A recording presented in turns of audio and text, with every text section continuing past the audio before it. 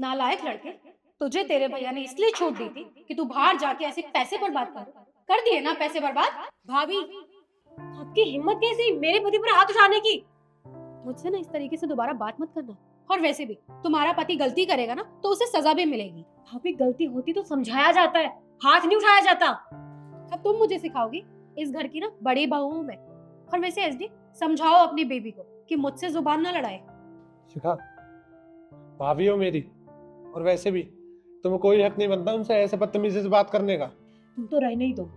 अगर भाभी है इसका मतलब ये नहीं सर पे चढ़ाओगे। और जब देखो भैया भाभी, वो तुम्हारे भैया भाभी हैं, तुम्हारे माँ बाप नहीं है जो कुछ भी करेंगे। अरे आज थप्पड़ मारा है, कल को बाजार में अगर हाथ उठा दिया तो क्या करोगी? तुम्हारी क्या इज्जत रह जाएगी बताओ मुझे। शिखा, तुम यहाँ पे ना नई नई आई हो, इसलिए हमारे मामले में बीच में बोलने की जरूरत नहीं है। और इस घर की ना बड़ी बहू हूँ मैं, तो अपनी जुबान संभाल के बात किया करो। आज के बाद मुझसे बदतमीजी मत करना। भाभी, आपने जो किया है ना उसे बदतमीजी का ही नाम देते हैं। और आज के बाद अगर आपने मेरे पति पर हाथ उठाया तो मुझसे बुरा कोई नहीं होगा। शिखा, मैंने बोला ना, बस करो तुम। और भाभी, इसकी तरफ से मैं आपसे माफी मांगता हूँ। और हाँ, जो मैंने किया वो भी गलत था, उसके लिए भी मैं माफी मांगता हूँ। आगे से ऐसा कुछ भी नहीं होगा। आइंदा से ना ये गलती होनी भी नहीं चाहिए। अब जाओ दोनों कमरे में। आए हुए कुछ महीने नहीं हुए हैं और इसकी जुबान देख रहे हो कैसे चल रही है। ईशु, तुम 2 मिनट यहाँ बैठो, मुझे तुमसे कुछ बात करनी है।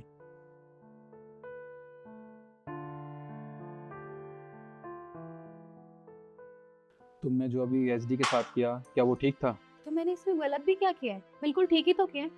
अरे जब घर में बच्चा गलती करता है तो उसे डांटा जाता है, उस पर हाथ भी उठाया जाता है जरूरत पड़े तो मैंने भी वही किया। उसने गलती की थी तो हमारा फर्ज बनता है कि हम उसे समझाएं, क्योंकि हम उसके भैया भाभी हैं। अच्छा, ठीक है, मैंने तुम्हारी बात मान ली कि हम दोनों उसके बड़े हैं, हमारा हक बनता है, हमारा फ़र्ज़ बनता है उसे समझाना। पर एक बात तो बताओ मुझे, अब वो बच्चा तो नहीं रहा ना? जब तुम्हारी शादी हुई थी मुझसे, जब तुम इस घर में आई थी, तब वो 12th क्लास में पढ़ता था, तब वो बच्चा था। अगर तब तुम इसे इस तरीके से समझाती तब तो मैं मान भी लेता, पर अब वो बड़ा हो चुका है, उसकी शादी हो चुकी है, उसकी बीवी के सामने तुम उसे इस तरीके से डांटोगी, उस पर हाथ उठाओगी, तो कैसा लगेगा उसे और उसकी बीवी को? तुमने सोचा है कभी? निखिल, मैं मानती हूँ कि एसडी बड़ा हो गया, लेकिन हमारे लिए वो बच्चा ही रहेगा। और जब बच्चा गलती करता है ना तो माँ बाप उस पर हाथ भी उठाते हैं। तो अगर मैंने उसे अपना बच्चा समझ के हाथ उठा भी दिया तो इसमें प्रॉब्लम भी क्या है? देखो इशू, मैंने तुम्हारी बात मान ली, पर तुम एक बात बताओ ना, तुम्हें तो पता ही है कि जब मैं और एसडी छोटे थे तब हम दोनों के माँ बाप जा चुके थे इस दुनिया से, कोई भी नहीं था हमारा। अरे मैंने उसे इतना बड़ा किया है, उसकी सारी ख्वाहिशें पूरी की है। आज जब उससे एक गलती हुई है तो मेरा भी मन कर रहा है उसे समझाने का, और अगर तुम्हारी जगह मैं होता, मैं उसे समझाता, तो इस तरीके से बिल्कुल भी नहीं समझाता। कि मैंने अपने भाई को माँ बाप का प्यार दिया है, अगर आज उससे कोई गलती हुई है तो मैं उसे प्यार से समझाऊंगा, इस तरीके से नहीं। तो बिल्कुल ठीक कह रहे हो। अब वो बड़ा हो गया है, मुझे उसे इस तरीके से हाथ नहीं उठाना चाहिए था, मुझे उसे प्यार से समझा देना चाहिए था। एक काम करते हैं ना, हम चलते हैं, मैं उससे माफ़ी मांग लेती हूँ जो मैंने उसके साथ किया। ठीक है, चलो। समझ नहीं आता मुझे कि तुम हमेशा सुनते क्यों रहते हो, तुम जवाब क्यों नहीं देते हो? कुछ भी बोलते जाएंगे क्या वो? कोई बात नहीं शिखा, वो भाभी है मेरी। भाभी है तो क्या होगा, सर पे चढ़ा ले उन्हें। और वैसे भी ऐसी इस घर पे हर पैसे पे तुम्हारा भी हक बनता है, उनका ही नहीं बनता है। तुम्हारी माँ बनने की कोशिश करती है वो। अरे शिखा, उन्होंने उन्होंने खामखा हाथ नहीं उठाया मेरे ऊपर। मैं गलत काम कर रहा था, इसलिए बस। समझाया जाता है बातों पर, हाथ कौन उठाता है? अरे कोई बात नहीं शिखा। और वैसे भी तुम्हें एक बात बताऊं, मैं ना उनको अपने माँ और बाप की तरह मानता हूँ।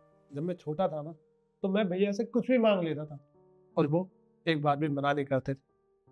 और तुम्हें पता है, तुमसे शादी करने के लिए भैया तो राजी ही नहीं थे, लेकिन भाभी ने मेरा सपोर्ट किया। आज अगर हम साथ हैं ना, तो भाभी की वजह से ही है। पर केशव, मैं बस करो शिखा, मुझे और कुछ नहीं सुनना। तुम इस घर में अभी नई नहीं आई हो, तुम्हें इस घर के तौर तरीके नहीं पता है, लेकिन मैं तुम्हें बता दूं, मेरे भैया भाभी मेरे लिए माँ और बाप के समान है। मैं उनकी बहुत इज्जत करता हूँ, और अगर तुम्हें इस घर में रहना है तो तुम्हें भी उनकी इज्जत करनी पड़ेगी, समझी तुम?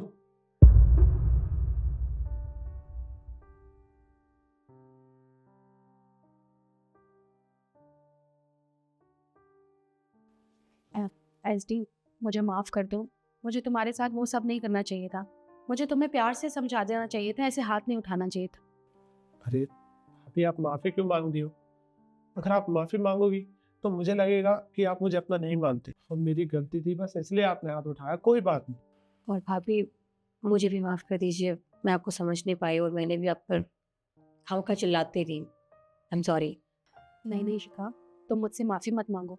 उल्टा सीधा तो मैंने तुमसे कहा था, मुझे तुमसे माफ़ी मांगनी चाहिए। और बेशक इस घर की बड़ी हूँ मैं, लेकिन जब बड़ों से भी गलती होती है ना, तो उनका फ़र्ज़ भी बनता है माफ़ी मांगना। इसलिए मैं तुम दोनों से माफ़ी मांगती हूँ, और मैं आइंदा कभी ऐसा नहीं करूँगी। अरे आप तो बड़े हैं, आप बोल सकते हैं। अगर हमारी गलती है तो आप हमें समझा सकते हैं।